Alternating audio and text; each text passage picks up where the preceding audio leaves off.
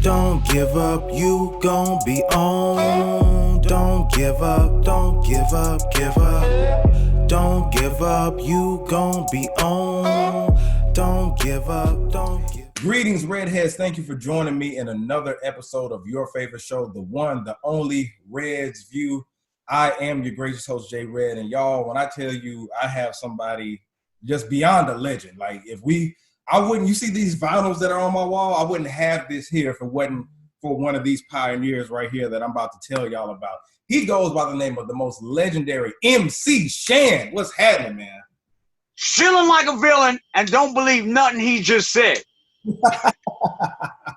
Hey, man, like I said before, we got to give credit where credit is due, man. It's, without that New York scene, without the birth of hip hop, and, you were heavily involved in the 80s and all the other stuff, everything that y'all have done, man, it's just incredible. Like, I grew up as a kid watching this, and then to be interviewing somebody like you, man, it just gives me, I'm saying, like you said. It's my pleasure to be on your show because you could be talking to somebody else right now. You know what I'm saying? And so with that being said, I appreciate the patronage. Definitely. So, man, we're about to go ahead and go in it, man. So let's start from the beginning, man. So, MC Shan, what got you to start rapping? How did you start doing that? It was the music of our time. See how everywhere you look nowadays as a young individual, rap is everywhere. When I started, rap was nowhere.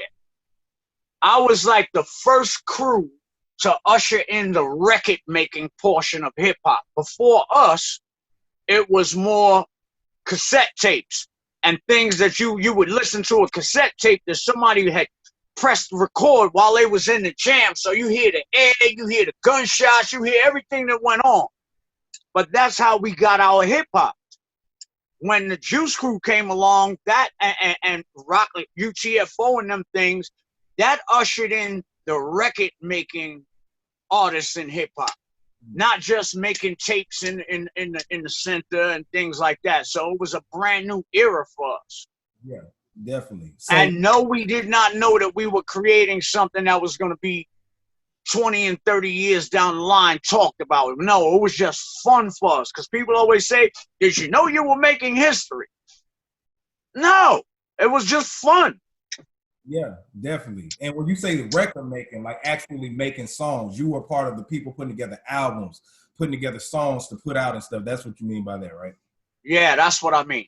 Yeah, definitely. For the redheads that don't know what this man is talking about. So let's go even more further. So hold on, wait. I thought that was the blondes that don't know anything. I thought redheads was cool. Blondes was the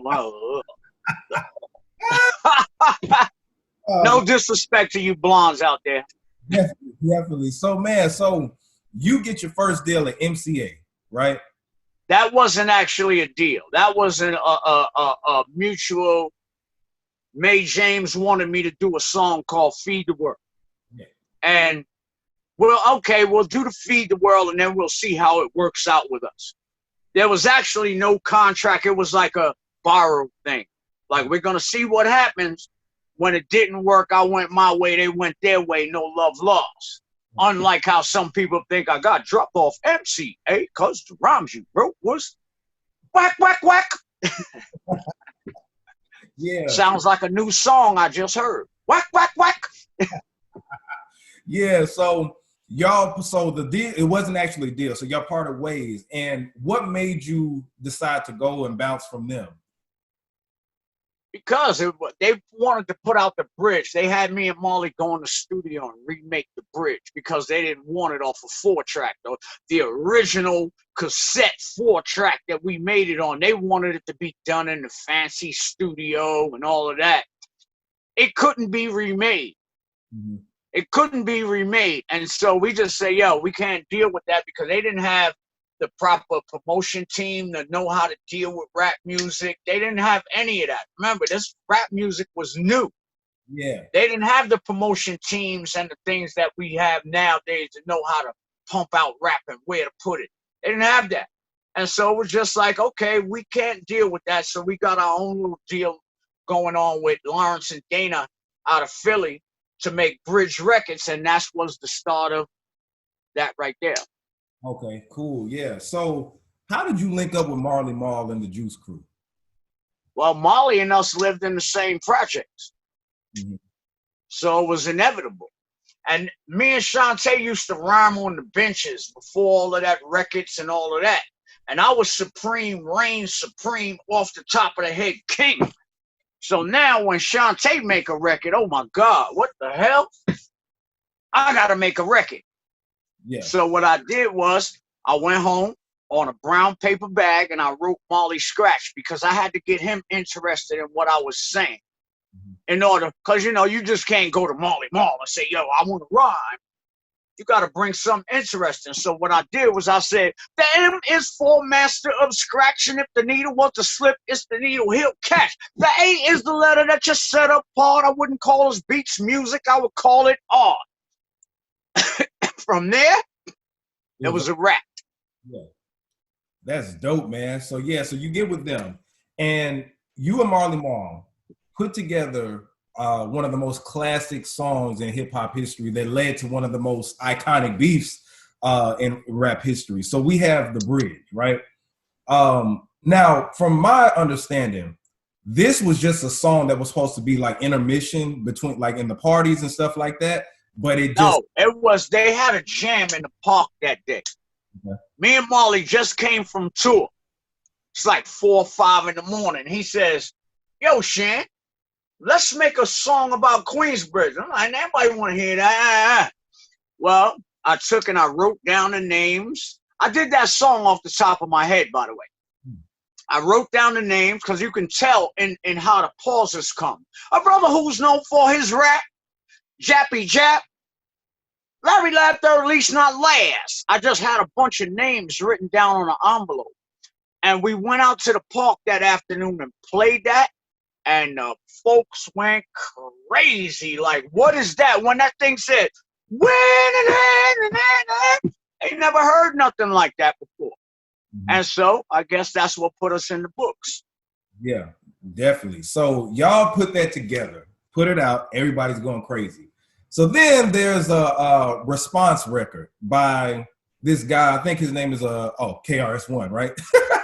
Yeah, so, that guy, right? So he comes out with the South Bronx song. That was in a response record to The Bridge. Now, how did you feel when you first heard that record? Well, there's a whole story that goes behind that. Him and Scott came to the record up to the Magic Station, wanting him to play a record. It was called Success is the Word by 1241. Chris was in a group called 1241 at the time. Now, if you play the record today, you'll understand why Magic said it was whack, okay? And so, but Chris did what hip-hoppers do. You take aim at somebody. That was a gladiator sport back then. And the only reason why I keep mentioning them to these days is because you said you killed me years ago. How can the dead speak? Right. You know what I'm saying? And so they made that record, but there was nothing that I could, be mad at. That was the nature of hip hop. Mm-hmm. Everybody wanted to be the best. They wanted to claim they was the best. And if you wasn't doing that, then you was on some other rap. But us gladiators was like, yo, what's up? You know what I mean? Yeah. I wrote most of the battle raps or diss records that were out back then. The Steady Beat, Take Your Radio, I wrote that. I wrote the Run DMC diss by MC Frost. Yeah, I saw that and I was like, oh man, I didn't know this. It's some other stuff that you've written too and produced, but we'll get to that later. But yeah, keep going. Yeah, so with that, because basically he was just like, okay, dang, he called me whack. Well, I think that MC Shan. I didn't say anything about him. Right. Magic called him whack. And he thought that, yo, I'm garbage. MC Shan is garbage. Yeah. But in the interim, he stole my style. Chris was actually the first biter in hip hop. Really? We prided ourselves on not biting somebody's style or anything. And I'm saying this in public, and it can be proven. Detest what I'm saying. When you hear him on that 1241 record, He sounds nothing like he sounds on South Bronx, which he took my song and reworded. Many people tell me the style is terrific. It is kind of different, but let's be specific. You see all that pausing? He did what the Bridge did in his own way. You know what I'm saying? But Chris was actually the first biter in hip hop, is all I'm saying. Okay, all right. I didn't know that. But hold on. You got to understand, this is the man that says he's Mr. Hip Hop, and you were the first violator. I'm still talking crap. I'm still looking for that verses. I still want to show you I was always lyrically superior to you, Chris. Let's get it. Ooh. It's like the 90th time this week I done said that, but to no avail. But just so y'all know, I ain't scared of that man just because he said, oh, I took Shan out 30 years ago. Where's the proof? I'll tell you what. I got $100,000 of my own fucking money that I'll give one of you if you can show me the tape, show me the video, play me the audio of the day that Chris stomped me.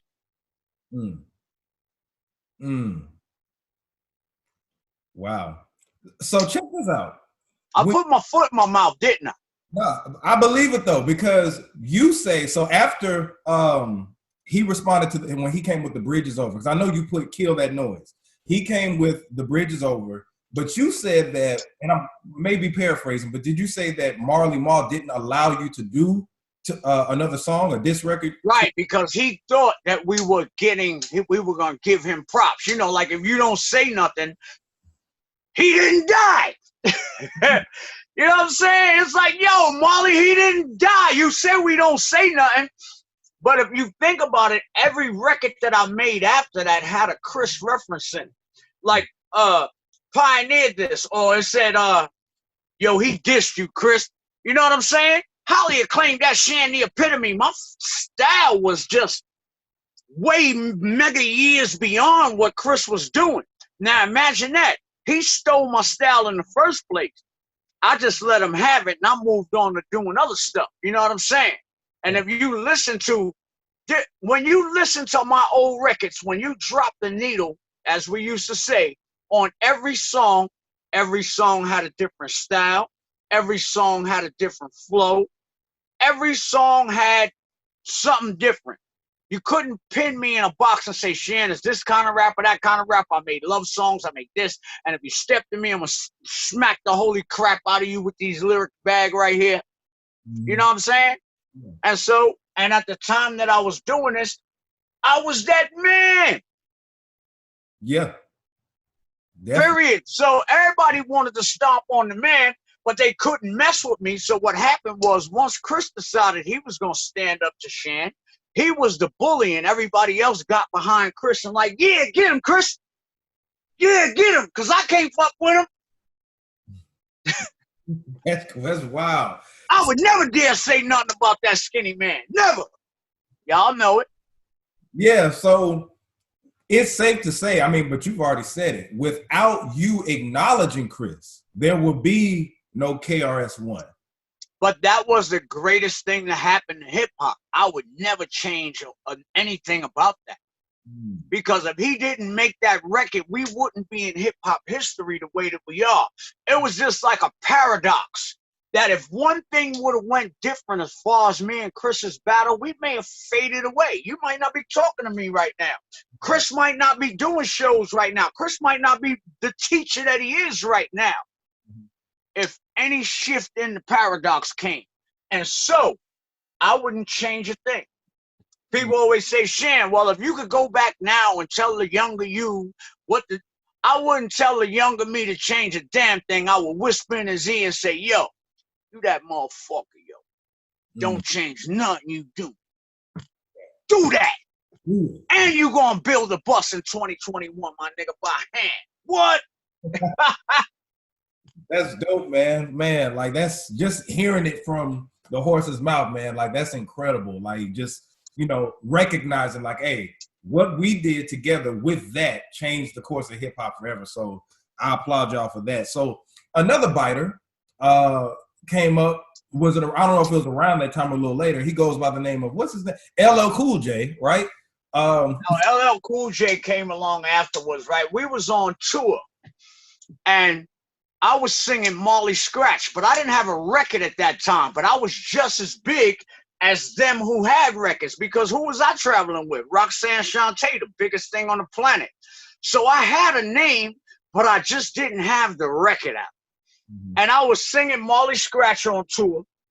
And next thing you know, L comes to me and he says, yo, Shan, I got a new record. I want you to check it out. But me having an ego, I heard it, but I didn't listen to it. But when I did listen to it, it turned out Rock the Bells was the exact drum pattern as Molly Scratch. Now, remember when I said back then in them days, we didn't want to steal anything from anybody. Not a beat, not a word. If my sentence sounded close to yours, I got to change it. And so when I finally heard it, I'm probably the only person in the rap game that went after somebody about taking my beat. You know what I'm saying? That's how serious it was to us then. But it wasn't L's fault.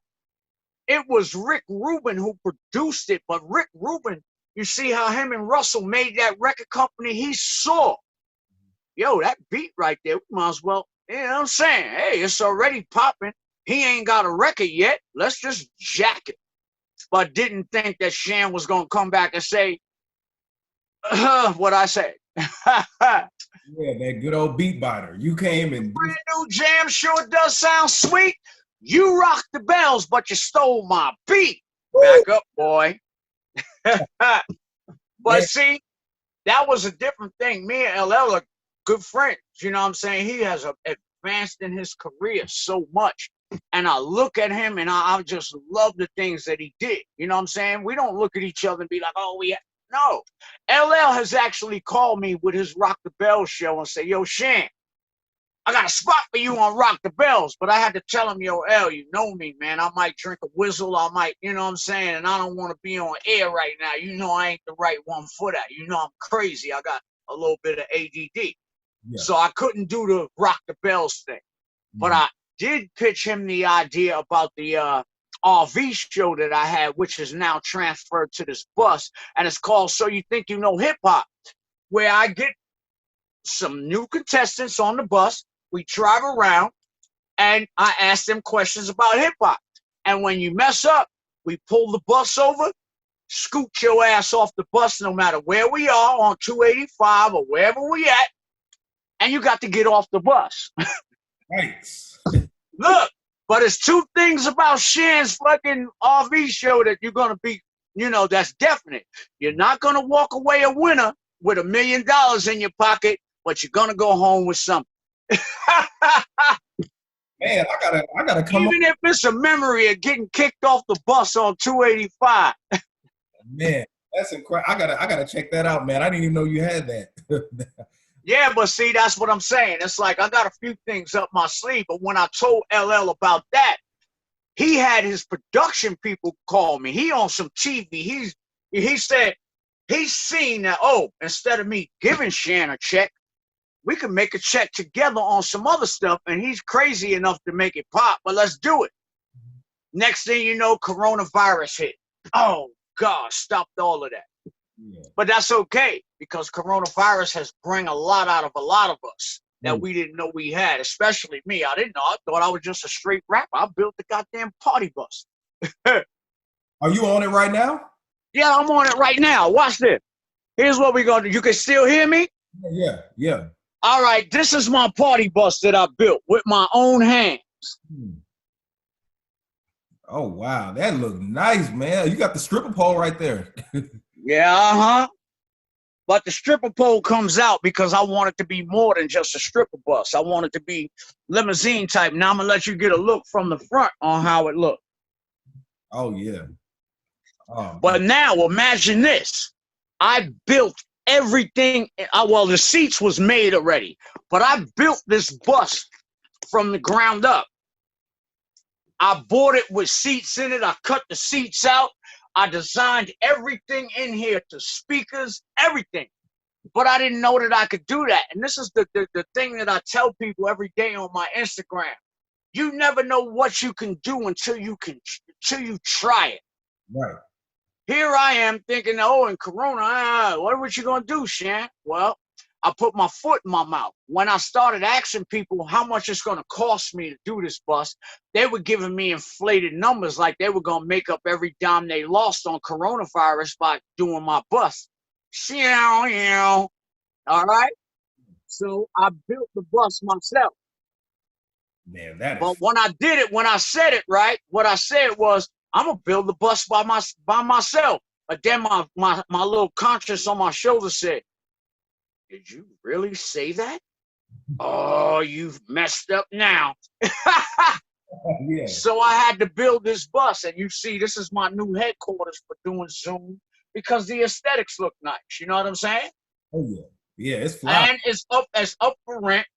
If you want to do a video shoot, you want to do a picture shoot, it's up for rent. You know what I'm saying? You want to do a party, that's what I built it for. The stripper pole comes in and out. So if you don't want no strippers in here, we'll take the pole out for you. Yeah, definitely. You can break dance on the floor if you want to. But only when the bus is stopped, because we're not responsible for accidents while the bus is in motion. It has seat belts and all that. Stay your ass sitting down while the bus is in motion, because we are not responsible for any accidents underneath that, because we have an indemnification clause that says we ain't paying you shit if you bust your ass while the bus is moving. Yeah, man, that's fly right there. I gotta check that out. So when we go into the 90s, you actually run into a Canadian reggae artist, Snow, right? Now, yes, I do. I'm today years old to realize that you produced the whole album. I remember that you were on the song, but how did that come about with Snow? That came about, that was like a real messed up time in my life. I was getting kicked off of Warner's. I just was in limbo. Cold Chillin' told me to go get on welfare if you want to feed your kids. And then I went to Jamaica Avenue to get me some. And the boy said to me, Prince, he said, yo, I got a white reggae artist. I want to, MC Shan, I want to bring him down and meet you. I said, yeah, right. 2 weeks later, I was introduced to Darren O'Brien. He came down and he said, Informer, said I just know me on the blam. I did keep boom boom down. I said, whoa, save that. We going to the studio right now. We went to the studio and the rest is history. Actually, Darren, while, like I told you, I was going through a bad time in my life, but then Snow is my brother from another mother. That man fed my family. He was on charges in Canada. He came to America to make this record. And while Shan was messed up, he would go in the store and steal steaks. He would come out the store with coats full of steaks, because that's what he was a criminal, just like I was. But he would come out the store with full of steaks to feed Shan and his family, knowing that he's on charges in Canada, about to go to jail. But he came to America to catch a new charge. I love Darren O'Brien with all my freaking heart. And we made that song in 1992. 2019, Daddy Yankee picked it up. And it's called Con Calma, Forgettable for the Illuminea of the Boom Boom Girl. Whatever he's saying, I don't understand Spanish, but I'm grateful for Daddy Yankee because he bought this bus. Man, so let's stick on that. So when people, I want you to educate the people out there. When you make songs like that and people come and pick it up to try to sample it, there's a benefit into, letting them use it, because you get those, is it the royalty checks, or you get like the credits for them? Publishing, you get the writers, you get all of that. Yeah. But see, there's a downfall to it. You must know your music business before you enter these endeavors, because there's a chance that you may have they got a word in your contract that says, we therefore take all of your stuff. So you have to know your business. You have to have a lawyer.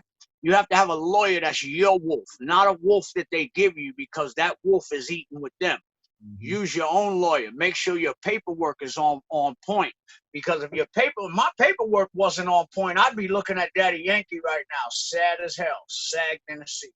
Yeah. Like, damn, they made millions off me one more time, and But Daddy Yankee, I got to give them credit, because when I do business with people of my own complexion, there's basically a problem sometimes. I like doing business with people that know what business is from the beginning. They took care of all the paperwork before they let anything come out about that song. See, where people of my complexion, they'll put it out and just hope that you don't see it. Yeah. And then when you come to get what you doing proper, now you wrong. Yeah, definitely. I'm a sip of whizzle to that. Oh yeah, definitely. So all I'm saying is, I'm glad I did people with business that had integrity. That's all I'm saying. They did the right thing before that song ever came out. I knew that Con Karma was coming out a year before it even came out. I just didn't know the impact that it was going to have. All I knew was, well, it's an opportunity to get another check. I didn't know how much of a check, but golly. Yeah, shout out to Daddy Yankee for going back and doing 41 times platinum last time I looked. But that's digitally. I don't know how digitally transfers to like physical. I don't know, but I know it's some money there. Yeah. I keep looking at my publishing account. I just keep on pulling my phone up saying, God damn. And this is coronavirus. Niggas ain't working.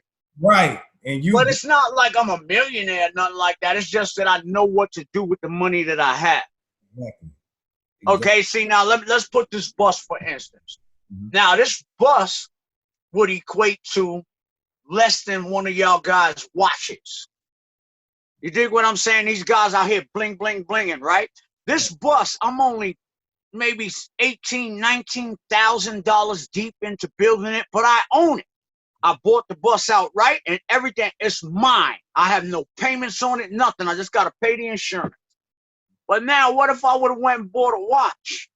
All I would have is a shiny freaking watch that somebody gonna come stick me up for because I like to keep doing like this in the camera.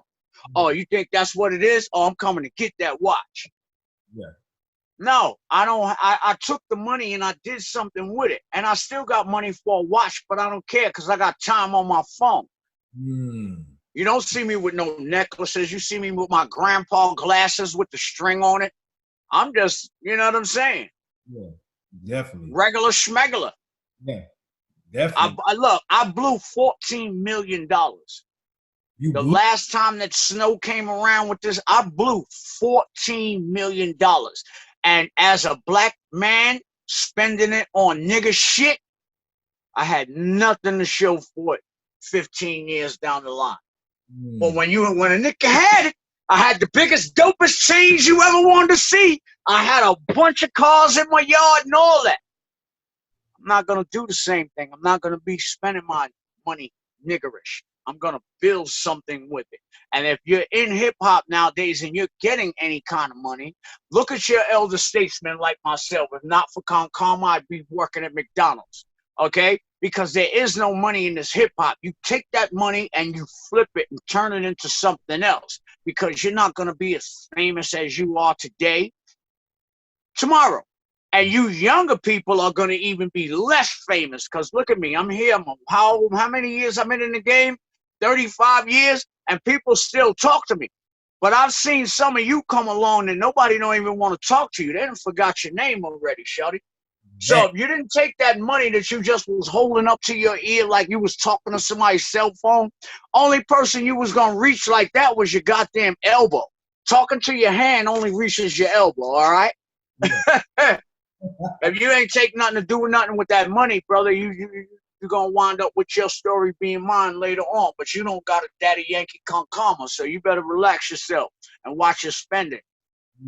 Man, that's some gems for y'all to listen on that. But so let's go to something that some people may not know about you. Were you originally supposed to be in Fresh Prince as the lead? Yes, I was.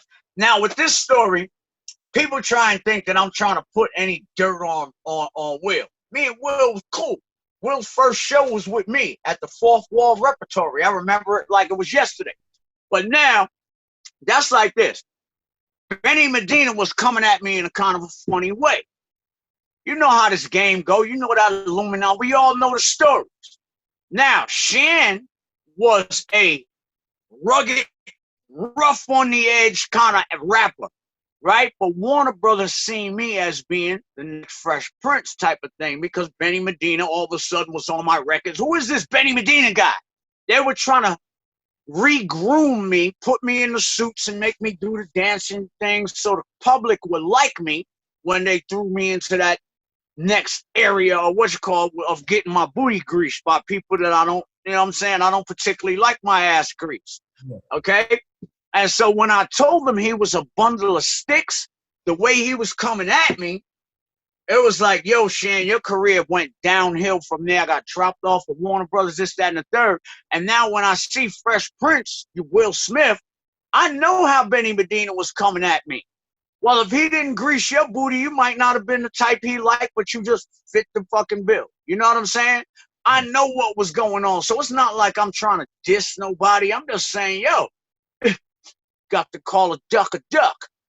Yeah, definitely. Yeah, when I heard about that, I was like, but now you can't say nothing to me. You know, it's all kind of rumors about Will and his family and how they get down.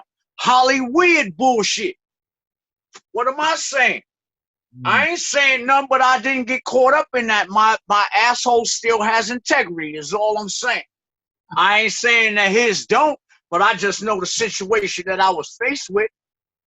Wow, man. So you mean to tell me they wanted to grease my ass to be Fresh Prince, but they didn't grease yours? And you hanging around Quincy, Benny, and all these niggas right here. All right.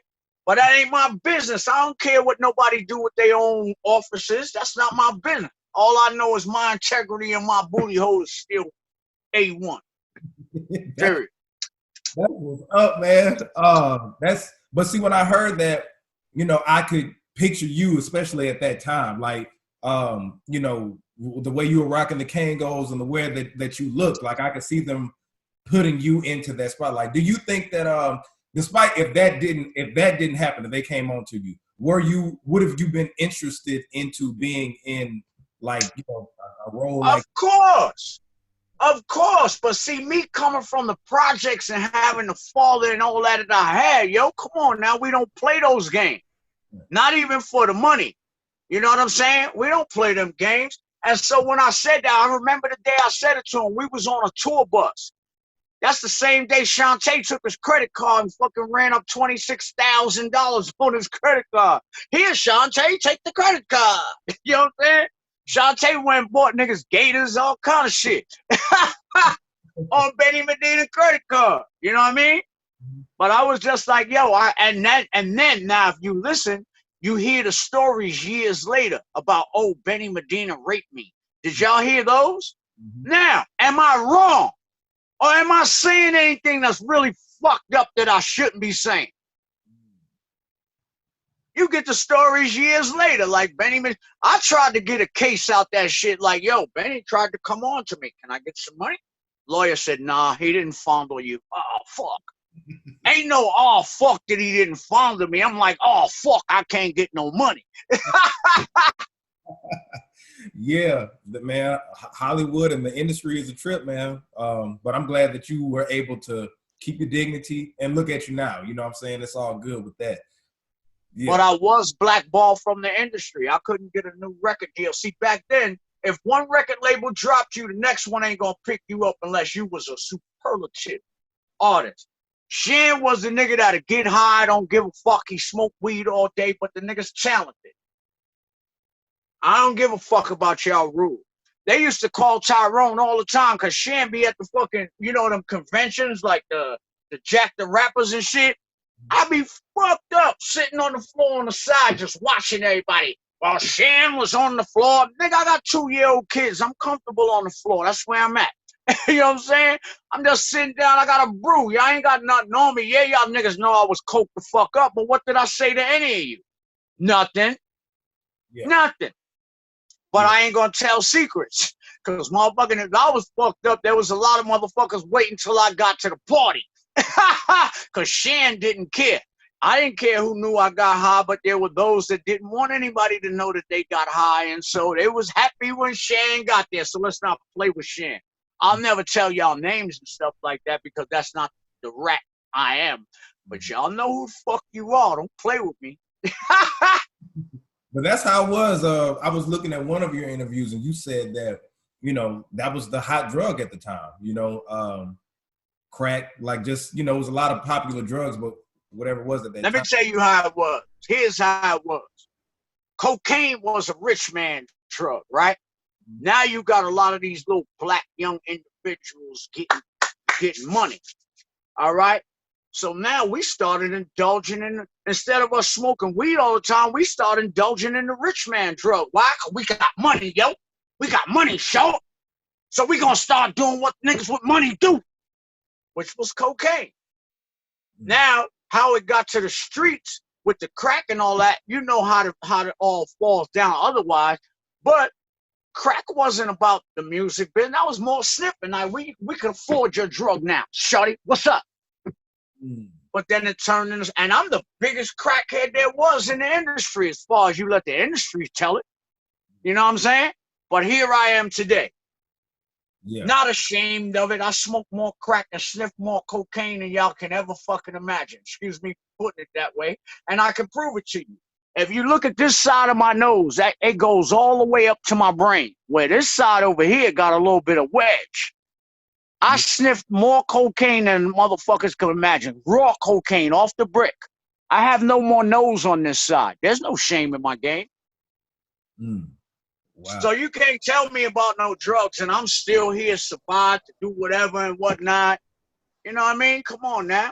I'm not ashamed of nothing I did. It was the drug of the day. I could sit here and sprout names off and you'll be like, oh, but that's not what I do. Yeah. I'll take the heat. I'll take all the weight for being the biggest crackhead in the rap game ever. I'll take it. I don't give a shit. Ain't nothing changed. You know what I'm saying? I'll take the weight, but I ain't gonna never tell nobody that I sat across from the table and got high with. But I will tell you this: if somebody tells you that Shan get high, that mean they was sitting across the table from me because I didn't let the public see me do anything. Although I let you see me fucked up. But you ain't never see me put nothing in my nose, nor did you see me smoke a woo, nothing. Yeah, it's just honesty. So with hip hop as it is right now, like I know they always ask you, did you foresee it and everything like that, but what do you think about the game overall right now, being from the 80s era all the way to right now? I don't pay it any mind on some real crap because when it gets to a point where old school artists like myself and a lot of my peers have to beg to do music, please listen to us. Y'all have that. Well, you know, we ain't asking for y'all. You can't erase us from history, but we ain't gonna beg you little young niggas to get on. We're gonna have people like LL that got a serious radio station, Rock the Bells, and they're gonna play us. They're gonna make sure that we have our shine. You ain't got to give us nothing because our people gonna look out for us. All right? People like him looking out for us that want the culture brought to you from the mouths of the horses that made it. You know what I'm saying? So it's guys like you that keep this culture alive. You know what I'm saying? And so with that being said, ain't nobody mad. Yeah, man. I mean, it's just, I always go back and look at things. Like I'm a vinyl record collector now. And the reason I collect so much vinyl now is because I grew up buying CDs and now everything is so digital and stuff. But being, you know, that essence, every time I come to New York, I feel rap, I feel hip hop, I feel the creation. So I think that it's a lot of retro stuff that's going on. But one thing I want to ask, why do you think that the rappers of today, I don't know when it actually started, but they say that hip hop or treat it like it's a young man's game. Did it start off like that originally, or did it just, how did that happen? Let me tell you how that works, right? See, when you have to compare two different things, right? You don't want to compare this new thing that you got to what's the shit, okay? So Now, if you want to have to put up your stuff, you got to go against what the fuck was going on. And what we were doing was what originated this. So you're going to just try and X out my history, act like what I did wasn't nothing. And if you ain't doing this like the young men, blah. See, they don't do that in rock and roll. They don't do that in any other genre of music. The only genre of music where you find fuck nigga shit is R&B and hip hop. No other genre does that. And if you ask me, you young men that are doing this shit, you dumber than a motherfucker anyway, because you got a 360 deal, you dumbass. That mean they're going to take the first fucking leg of your firstborn or whatever. You know what I'm saying? Yeah, you getting it now, but you better hold on to it like I said earlier. You know? But that's just what it is. I mean, come on. The game changes, but I don't pay attention to what they're doing. I'm one that's computer savvy. Now, a lot of my peers, they know Facebook, they know Instagram, but they don't know the inner workings of computing, how the algorithms work. But I got some kind of idea of this. But now, if you ain't out here putting your music out and you ain't got enough fans that's going to bump this, you just going to be making music for nothing. 1,500 streams is equal to one sale. You know what I'm saying? Only people on the internet like that nowadays are the young people, so maybe it is a young man's game. Mm-hmm. But that doesn't mean that I can't do it too. You know what I'm saying? Yeah. But don't ever try and motherfucking erase us from history, because if not for us, you wouldn't be doing what you're doing. And we ain't asking for your accolades, because you ain't going to be able to do nothing about what you can only be original once, okay? I'm an originator, so you can never follow that. Definitely. So how's your relationship with Marley Marl nowadays? Me and Marley is cool.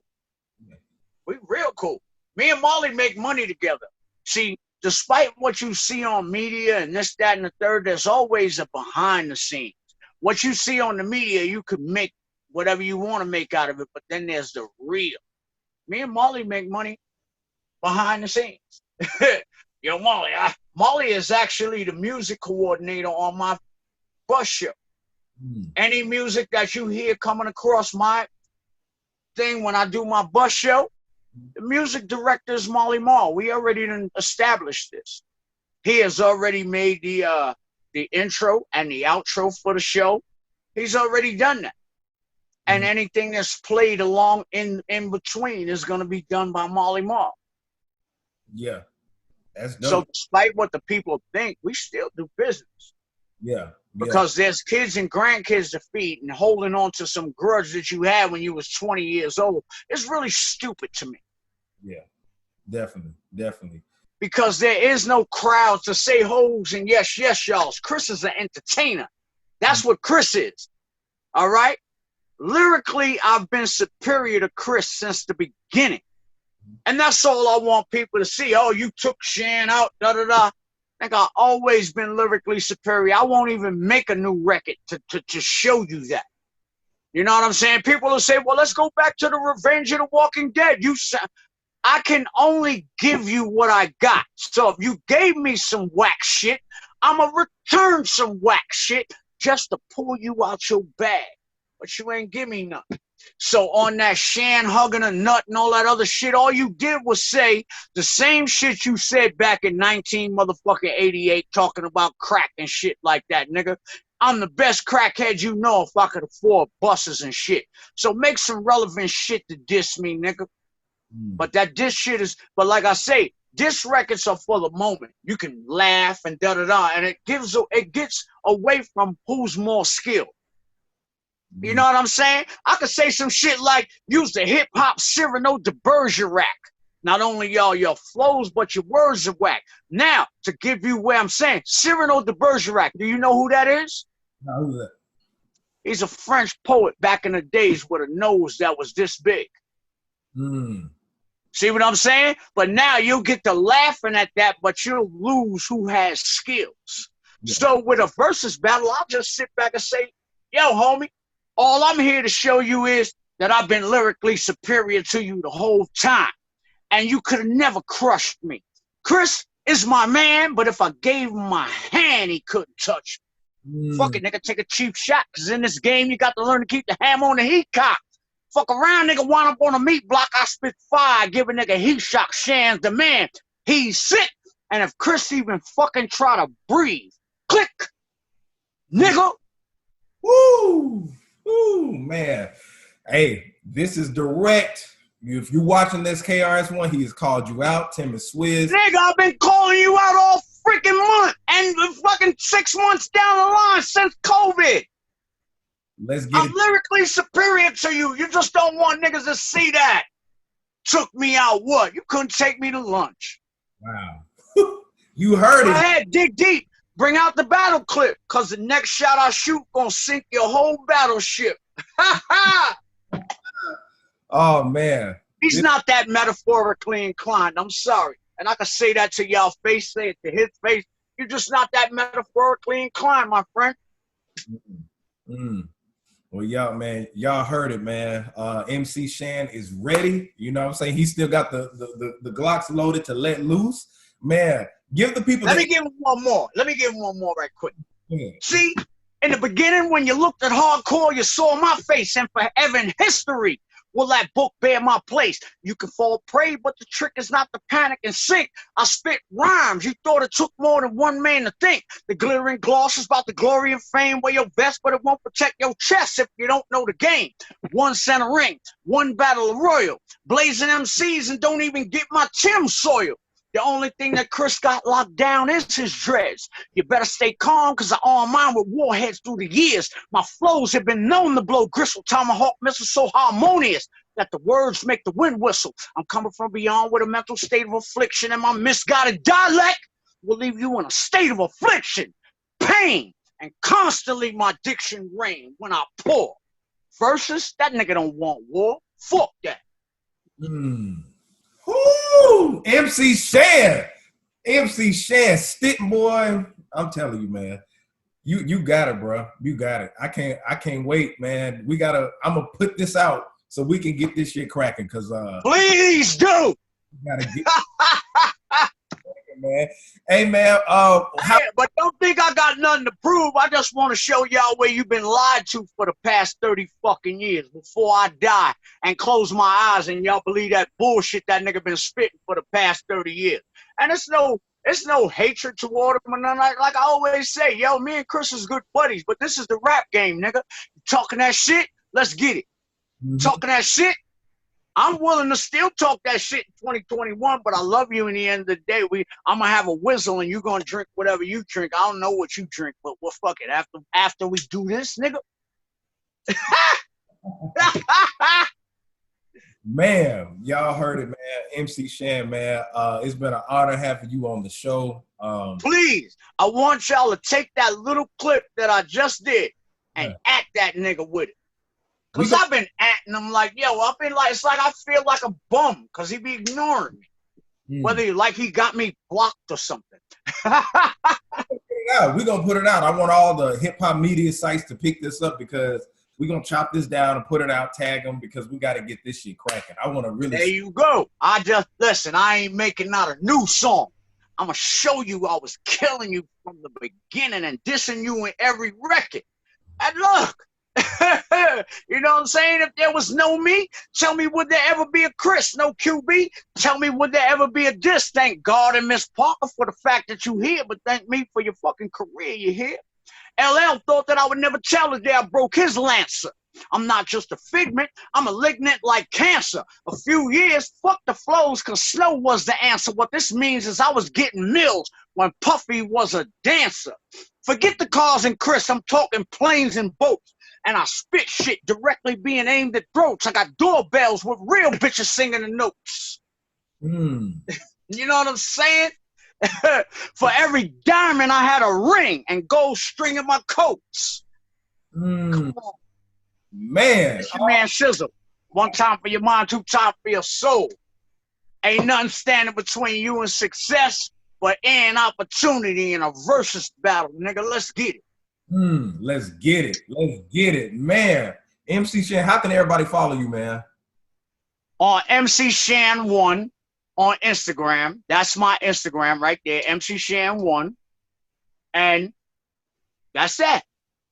That's all I do is my Instagram until I break off and branch off into something that's gonna get me some money.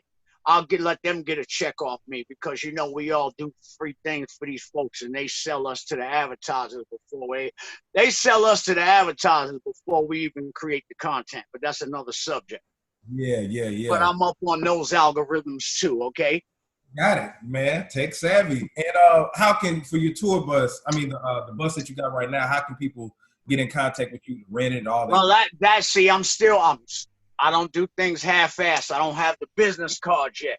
I got to go get me a phone that's a number for this bus only. I don't want people calling my regular cell phone for this bus. When I see that phone ring, I know that's about business. So I got to go get a phone. I got to get my business cards made. I'm not going to be half-assed because I just drive the bus out right now, right? With the system pumping. I'll pull in the gas station and folks be like, yo, you got a card? Yo, you got a card? So I'm doing the right thing as far as promoting it, but I got to get the rest of it. So I'm going to leave it parked in the yard until I get my cards and stuff like that because I don't like doing things half-assed and leaving people in limbo. If you want it, nigga, here's the number. Bow, call me.